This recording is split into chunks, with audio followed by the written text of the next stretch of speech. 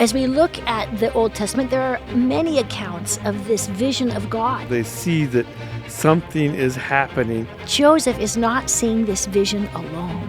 There are a dozen others in the room that are watching this happen. I saw the glory and felt the power. Through Revelation, he and Sidney Rigdon are providing answers. Joseph says after his initial visions, he was exhausted. Later they're asked to write it down. They say we can't even write 100th part. These things are consistent of those who have had great visions.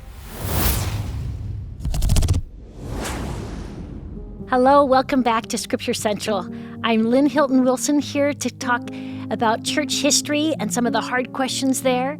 And I'm thrilled to have today Mark Staker from the Church History Department. Thank you. Delighted to be here.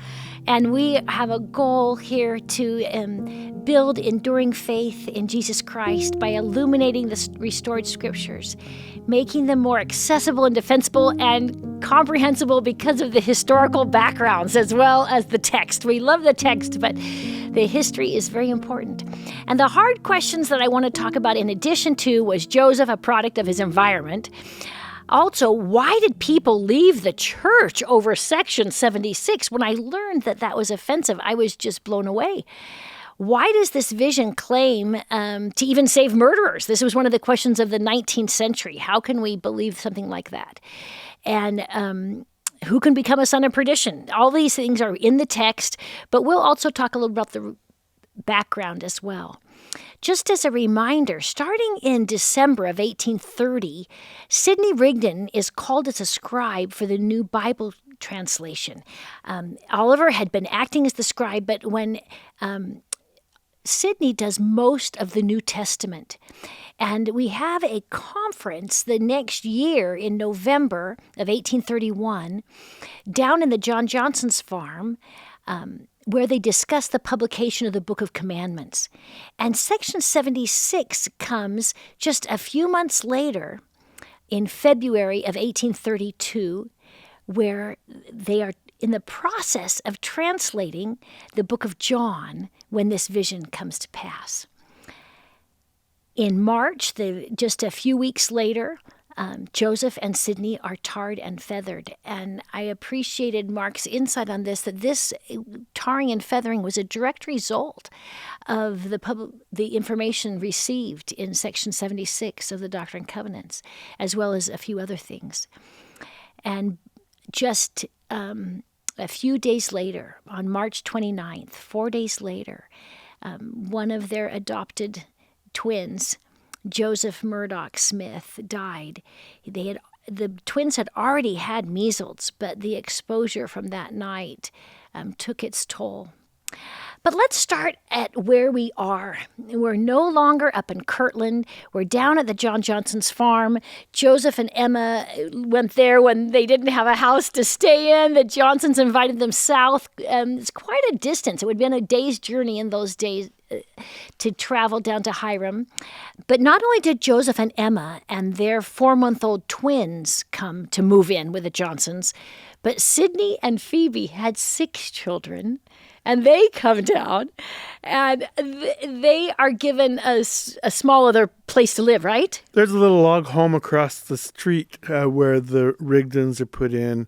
The Smiths actually are taken into this big, nice home. Those who are blessed with financial resources are in a better position to help.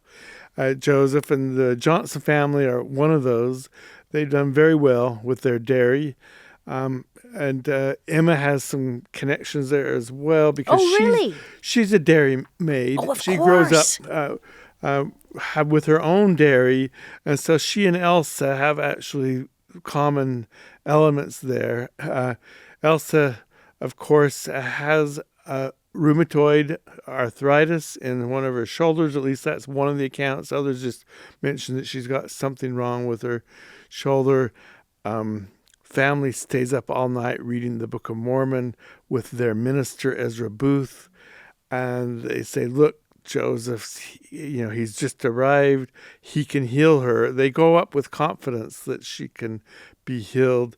And indeed, after some conversation, Joseph blesses her, The accounts differ in terms of the details, but George A. Smith says that they laid their hands on her to bless her, and give her a priesthood blessing. She's healed immediately. Her arm is able to work in her dairy. So she comes back down, and naturally they would want to express their gratitude and have Joseph come down. Wherever Joseph is, that's church headquarters. So church headquarters is in Hiram for that time that he's living there. So she invites down 10 people, actually 12, if you count the twins, to live in her home. And then she has to open the doors to everybody else who makes the day-long journey to be with Joseph. Missionaries coming to report, need a place to sleep for the night. Yep, others coming to hear him and need to stay there. And so their house becomes very busy. Well, it was a full big house, and I am so grateful to these people sacrificing their time and talents. I really feel like the law of consecration was given and lived by many, many of these Kirtland saints, and the Johnson farm is one of those. They had to make some accommodations, learned by looking through a carpenter's daybook that he was brought in to do some remodeling in the house really? Shortly after the Smiths arrived. So the Johnsons gave Joseph their best bedroom as his workspace, where he did his translation work and other things. And they took another area of the home for their bedroom and divided that up into a smaller space. Interesting. And was Emma and the twins on the same floor as the translation? They probably slept upstairs for a while on the same floor, yes. But as they needed to treat their children for medical issues, they moved it down to where they could, boil that water. And when they got the measles. When they got the measles. Because they're there a whole year, September to September. They're there a whole year. They'd leave for a short period in between, because there's some things that happen that we'll get to, but then they come back. Yeah. Well, the home is lovely, but the descriptions of I just want to ask you questions about the bright colored paints and things like that. What did you find about the interior of homes in this period of time when you did the historical research? We've gotten a lot of questions about that, and one person even expressed some concern that visitors wouldn't be able to feel the spirit with the bright contrasting colors like that. And the response was, well, Joseph felt more than the spirit. He had marvelous experiences. The family that moved in here after the Johnsons went up to Kirtland stayed here for 4 generations, and they just kept slapping paint on the walls and kept everything the same. They did no changes to the house except for take out one of the chimneys, and they aligned their heating duct system with the brick from it. And so the home was still there when we restored it. And those are the original colors, the original elements of the house. Bright orange wainscoting, and the floors are painted in checkerboards of green and red and black. And yes, exactly. And that was still there. That floor, part of that original flooring paint was still there on the floor underneath other layers of things. And so we were able to put that back together. Wow.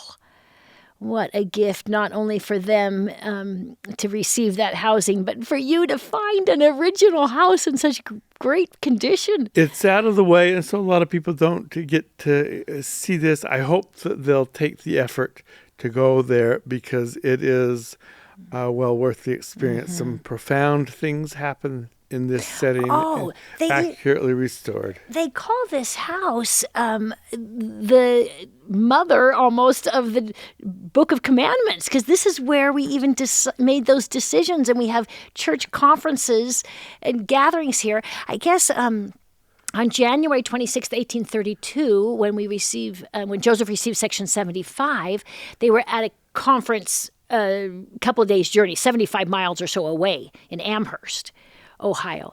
But by the time they come back, Joseph and Sidney are still working on the translation of the Bible, which they referred to not as the Joseph Smith translation, but as the new translation, which I appreciated.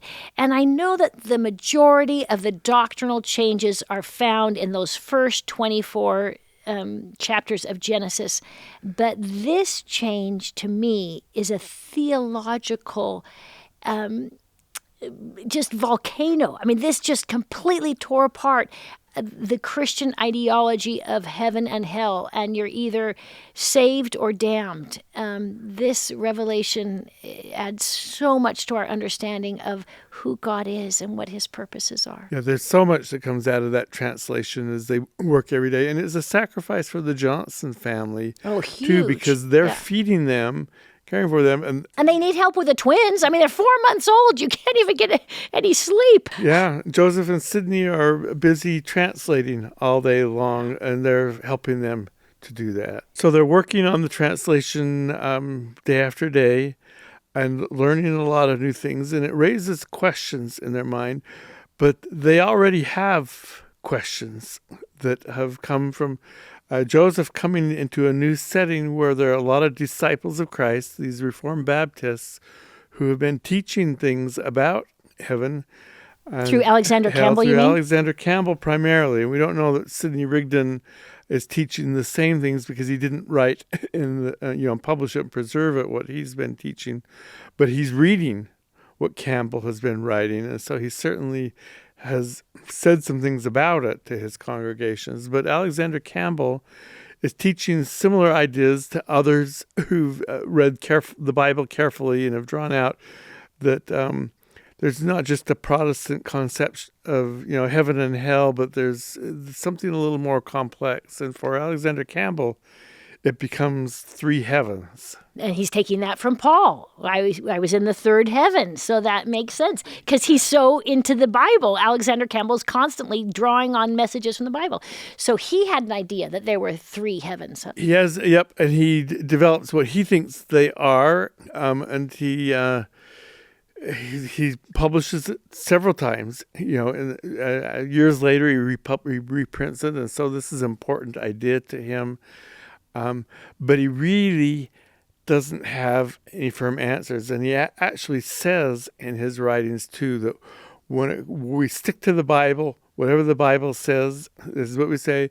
And as to what's going to happen after this life, the Bible remains silent, and so we remain silent. And so he's leaving it to his members to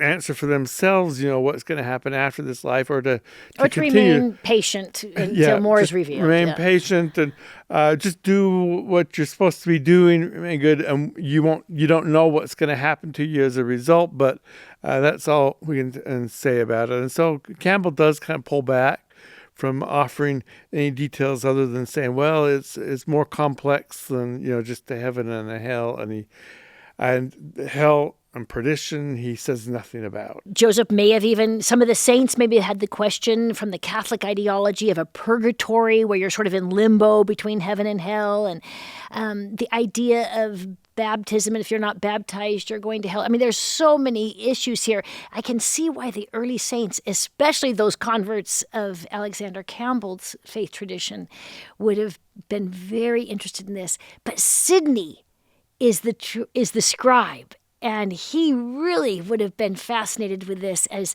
they are translating in the Gospel of John down the 5th chapter, and they come to the verse that talks about the resurrection. In verse 29, they're translating, and you can read from John, "They shall come forth, they that have done good," and then Joseph changes the word unto to in the resurrection of, and he changes the word life for the just. And they that have done evil, changed to in the resurrection of the unjust. He takes out damnation. So we no longer have life and damnation. We have just and unjust. And it's fascinating to me to look at the original manuscript here because you can see where the quill dropped. Because it says the vision came to them as they were translating this verse. And afterward, the word unjust, you could just see this little line. And I don't know if that was, as the vision unfolded, he dropped the quill or what. But that is the background of this beautiful section. and they're told to record it, like during the vision, it says in the text. And what is recorded now in verses 19 and 20, that the Lord touched the eyes of their understanding, and they were opened, and the glory of the Lord shone round about, and we beheld the glory of the Son on the right hand of the Father, and received of his fullness. What does that sound like? Well, they're going back to Adam and Yes. Eve, whose eyes were opened in the garden, and this is kind of recounting the whole plan of salvation from Adam and Eve on. I love it. And as we look at the Old Testament, there are many accounts of this vision of God. Isaiah talks about it. Ezekiel talks about it. I guess Moses does in Exodus too, where he has a vision of God in his heavens. But we don't talk as much about Amos and Jeremiah and Zechariah, but they all see these visions. I think the one that is the only one that I know of in the New Testament, other than the Transfiguration, is the book of Revelation, where John sees the Lord on his throne and describes it there. So this idea of a throne theophany, we read about a little bit in the Book of Mormon. Lehi says he sees the throne of God, and Joseph is not seeing this vision alone. He's seeing it with Sidney. Isn't that interesting? It is fantastic. And those who are in the room kind of are watching them both and their behavior as they both are responding back and forth. And it's fascinating that it's two witnesses. Well, it's two witnesses who are seeing the vision, but you said there are other people in the room? Yeah, there are a dozen others in the room that are watching this happen. They're supposed to translate. They received specific instruction to keep their visions quiet and these revelations quiet. And so they've been working under lock and key. And Sidney Rigdon says, we kind of kept under lock while we worked on this. But for some reason on that day, these people are able to come in and they watch it all happen. And it looks like it's because people are coming in who are missionaries coming in to report, and they've been allowing them in. And there are some people that are living at the house. John Johnson has two of his brothers who are there, and they come in. They're not believers, but they come in and watch what's going on. And others that are believers are there. One of those that was there watching this is Philo Dibble. And he said, during the time that Joseph and Sidney were in the Spirit and saw the heavens open, there were other men in the room, perhaps 12, and among whom I was one, during a part of the time, probably 2/3 of the time. So he's walking in the middle of this revelation. It just amazes me. I saw the glory and felt the power, but did not see the vision. So there must have been light or something if he says, I saw the glory? It's enough that they know that it's going on, that he can go into the room because they see that something is happening. Joseph is dressed darkly, so they have a vision, a window behind them, but the light is enough that they seem to have some kind of internal light as well. There's something coming from them. I just love his account. He continues on, during the whole time, not a word was spoken by any other person. Not a sound or motion was made by anyone but Joseph and Sidney. And it seemed to me that they never moved a joint or limb during the time I was there, which I think was over an hour, and to the end of the vision. So he comes in for the last portion, which lasts an hour. But I guess Joseph and Sidney were talking, though, because they said, what do you see? I see. Isn't that? They're both talking back and forth. And then they describe, what do you see? I see, so-and-so. I see God standing on the right hand of the Father. And I see this. And then they would see the same, what they were observing. And people stood and watched them. And if Philo Dibble was there for over an hour and saw 2/3, this was quite a lengthy experience that they had. Which is another reason perhaps why some people came upstairs. I also appreciate Philo Dibble's comment about at the end of the vision. He says, Joseph sat firmly and calmly all the time in the midst of a magnificent glory, but Sidney sat limp and pale, apparently as limber as a rag, observing which Joseph remarked smilingly, "Sidney is not as used to this as I am."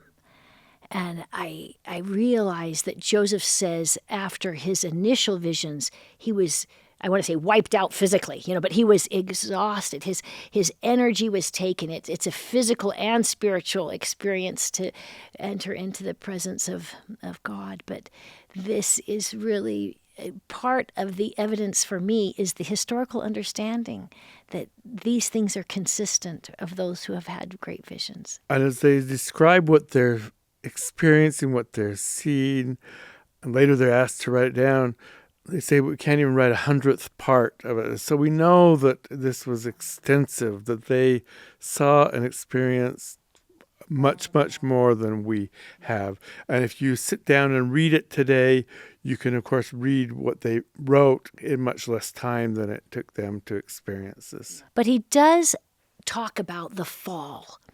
And I am fascinated with this because the Old Testament really does not mention much about, well, the word devil is never in the Old Testament, and Satan is really just sort of in the book of Job. It's mentioned 2 other times in Corinthians and First Chronicles, but I just am fascinated with the fact that the book of Genesis has nothing about a tempter or temptation or Satan or adversary.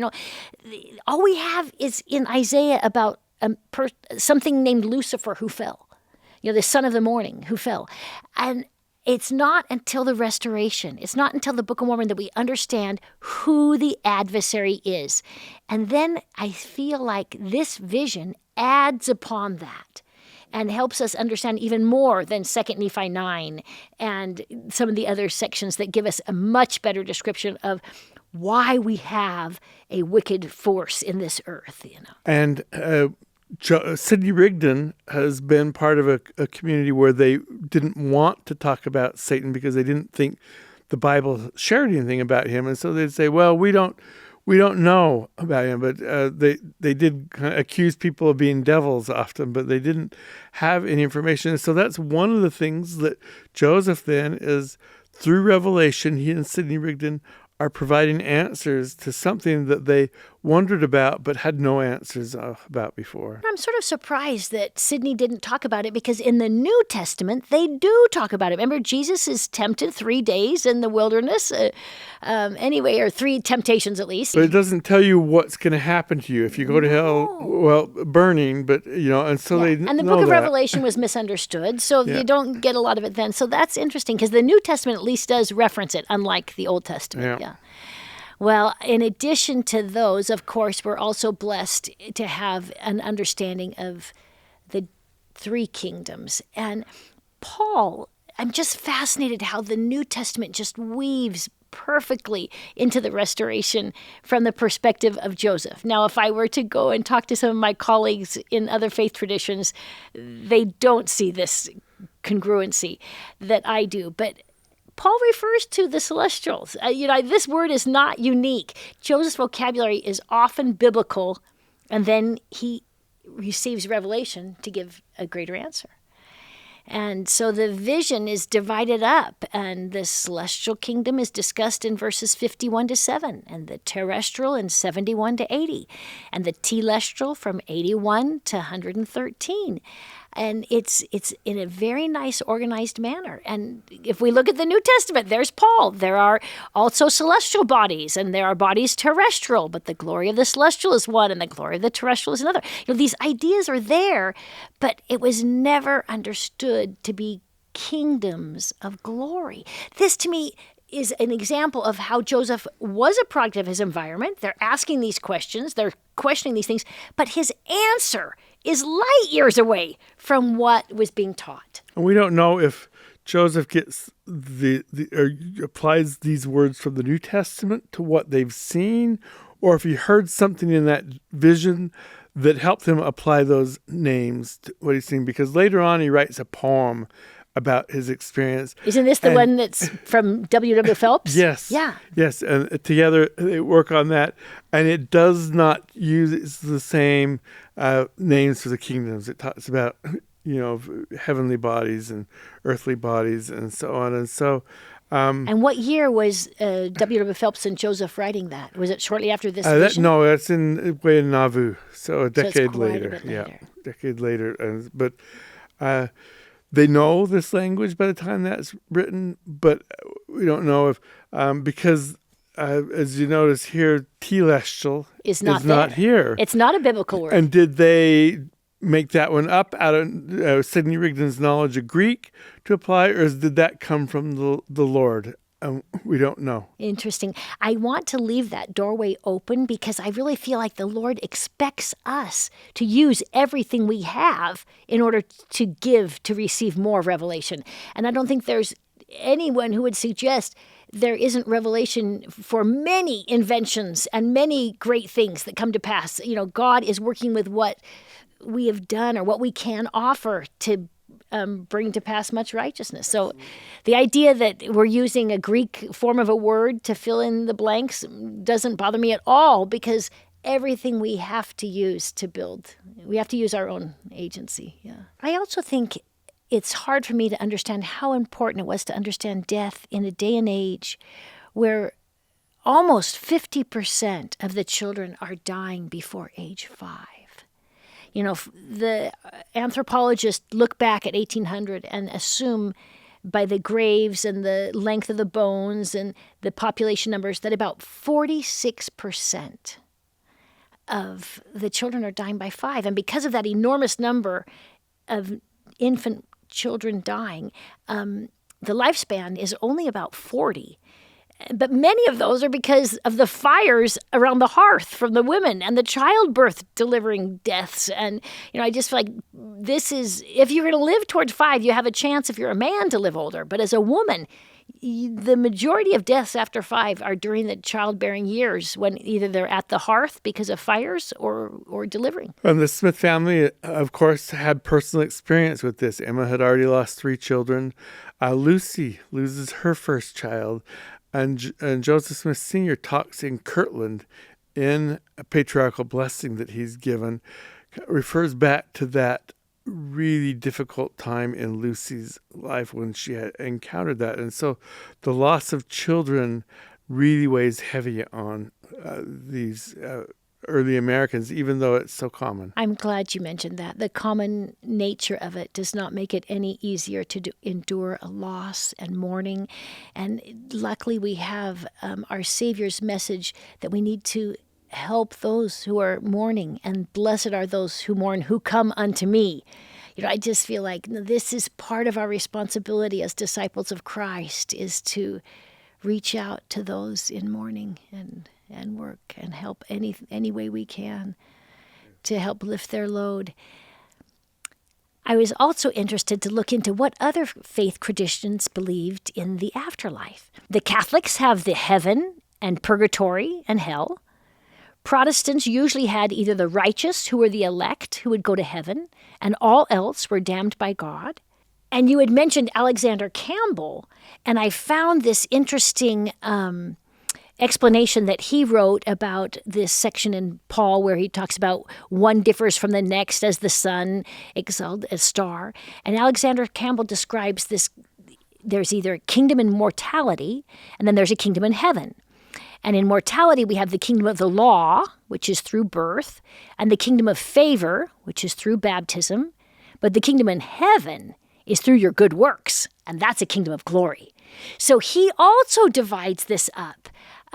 Joseph would never probably have heard of Emanuel Swedenborg, but those of us who study theology now say, okay, he discussed 3 kingdoms of heaven. He also took Paul's 3 heavens and said there's a celestial, a spiritual, and a natural. This is a product of the environment as far as people are interested in it. But again, Joseph opens the doorway in the theology. Instead of saying just a few elect are saved and everyone else is damned, or a few elect can go to the kingdom of glory and everyone else. No, Joseph said all worthy can be elect, and all who strive. Whether you learn about the Bible in this earth or the next, you will have a chance to receive a kingdom of glory. The reason why this is so important to me is because sometimes Joseph and the Church of Jesus Christ of Latter-day Saints is condemned for being either bigoted or not open enough to new ideas. And yet, this idea of vicarious work for the dead and the kingdoms of glory is the most universal doctrine taught of any faith, whether it's Christian or I've studied this in so many different faith traditions, even the Eastern traditions. The Lord's revelation here is more encompassing to every child born on earth than I can find anywhere else. And especially in Protestant America, where if you aren't baptized, you're damned. And if you're not part of a faith tradition that knows the Bible and can have a spiritual experience, you're damned. And I'm just fascinated that this came as such a shock to the community that they didn't believe it. Exactly. Yeah,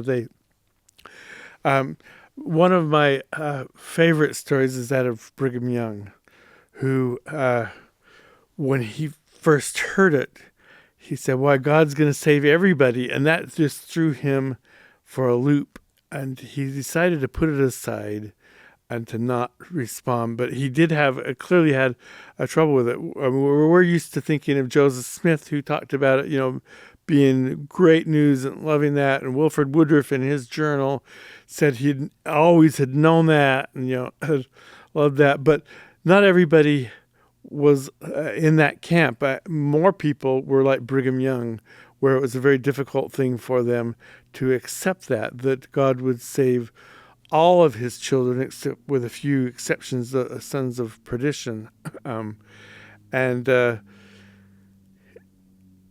It really bothered some of the people that were in that room.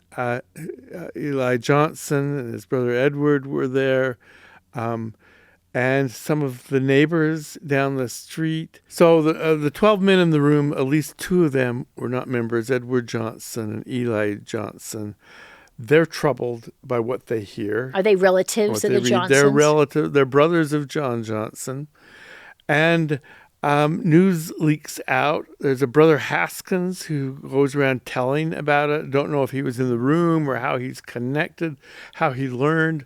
But he learns early and enough that he can take the information up to branches in New York where they're upset, and there's a whole branch that separates itself.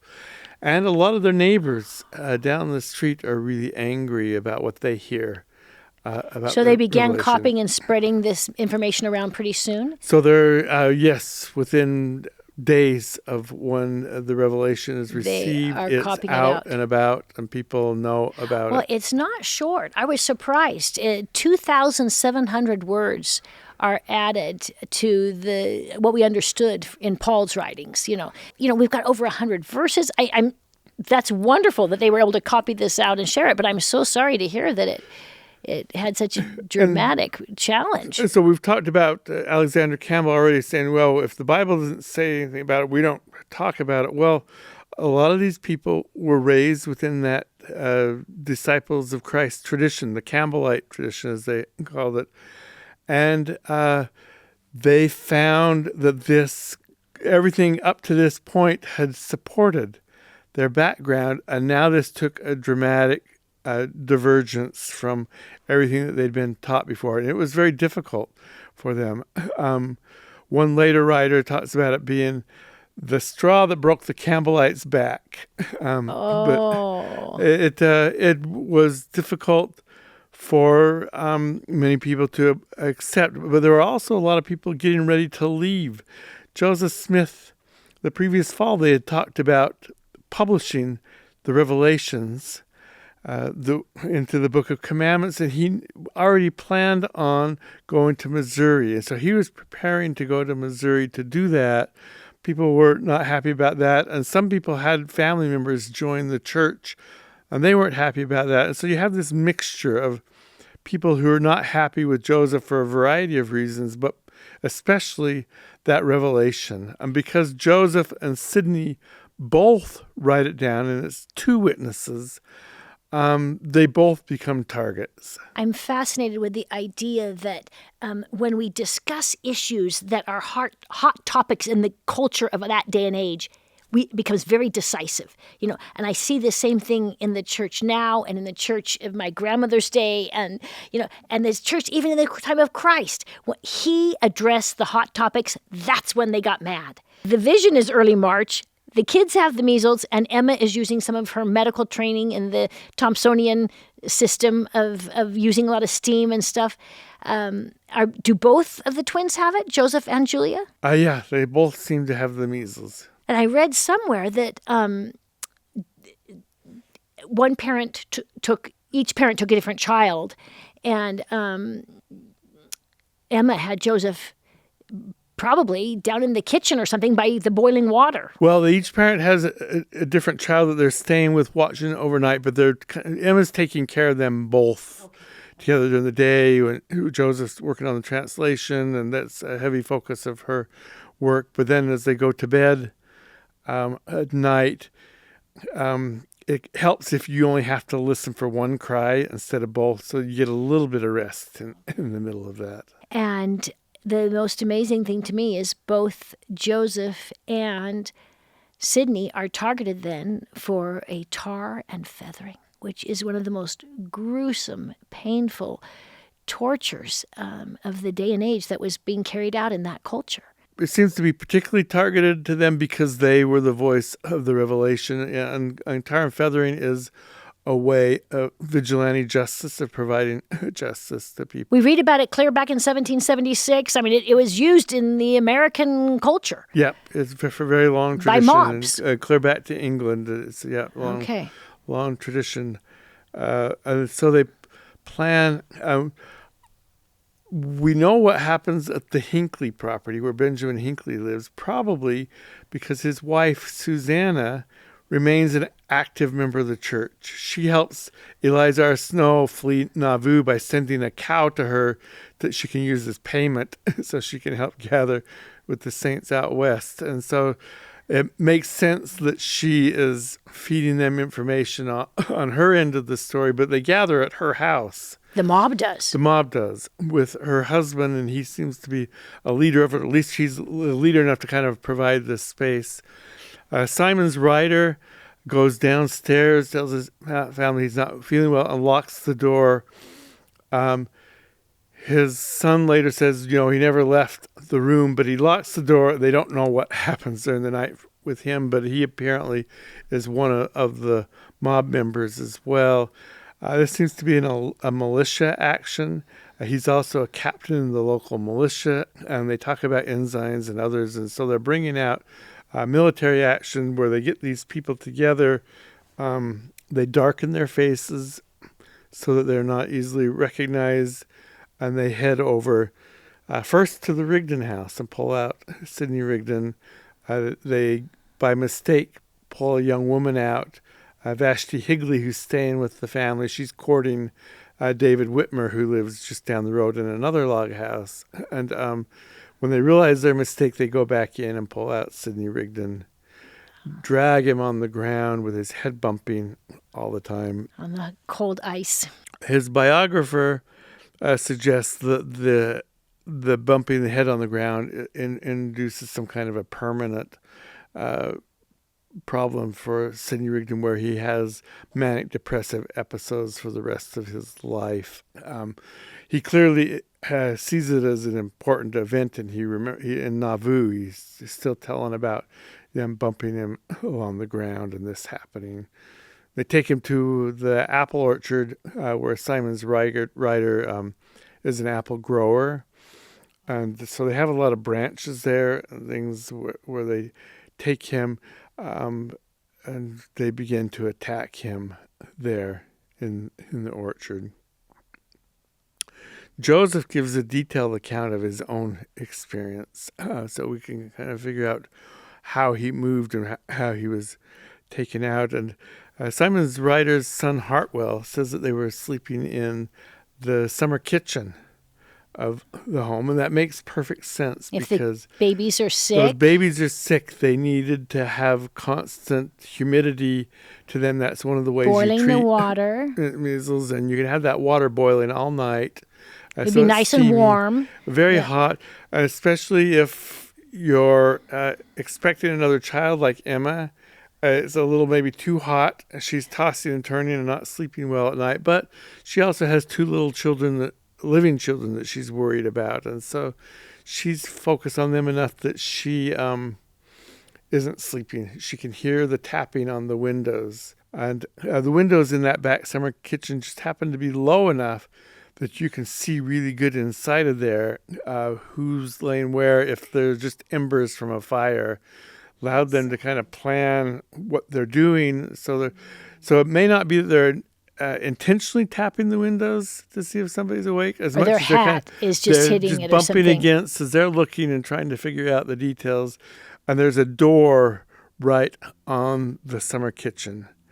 So that helps to understand Joseph's experience when he says the first thing he's aware of, he's already on the porch, because the porch is just 3 feet out. They can haul him out of bed. Yeah. And he's only halfway out of bed when he's awake. And they've aware of what's grabbed him. happening. The bed is that close to the door and yanked him outside. And they didn't make the mistake they made with Vashti Higley across the street, because they were able to look inside and they knew where Joseph was, where Emma was.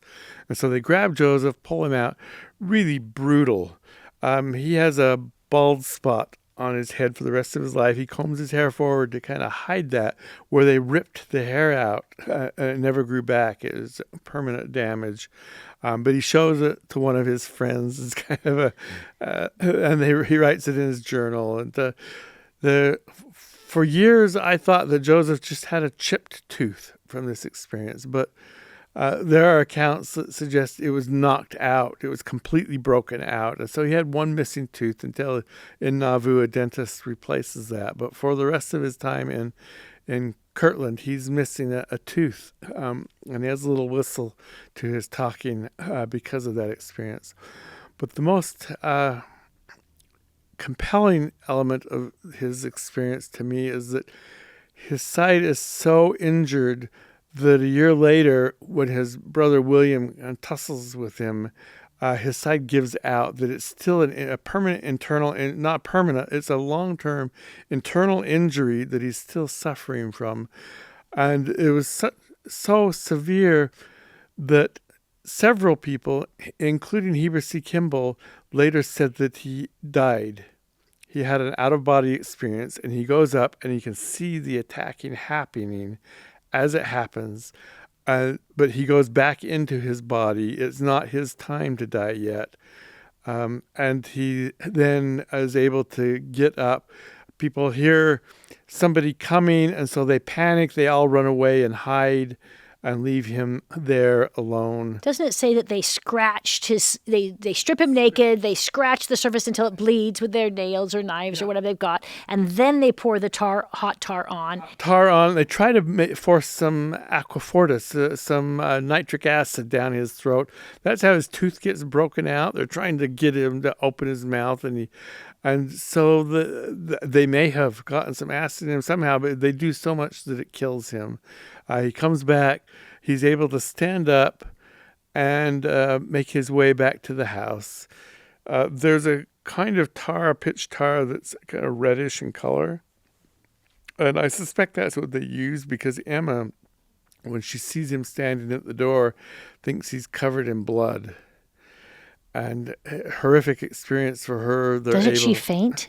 She does. She faints. Which is helpful to know that she's in her first trimester of a pregnancy too. So everything's a little tricky. Yeah, been a lot of heat in the house, and there's rushing cold and so on, and blood rushing to her head. But she faints while when she sees him.